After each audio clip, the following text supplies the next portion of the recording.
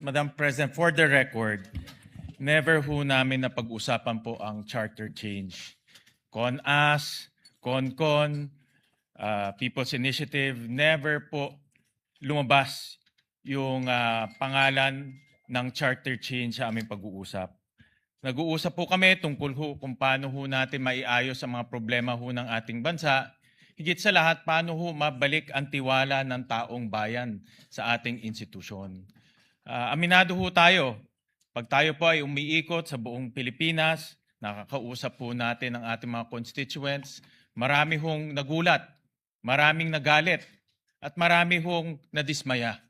At ito ay hamon sa ating lahat, hindi lang po sa ating Senate President, kundi sa ating lahat kung paano ho tayo magtutulong-tulong, maibalik po ang dignidad at respeto ng taong bayan sa ating institusyon.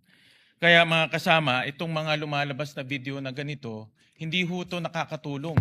Bagkus, ito rin po ay magkakaroon ng negatibong epekto sa pananaw po ng ating mga kababayan sa institusyon na mahal ho natin ang gusto ho natin protektahan.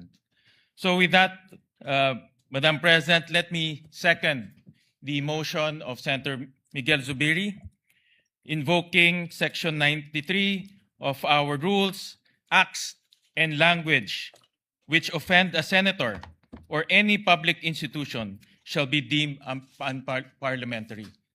Thank you, Mr. President. Thank you, Madam President.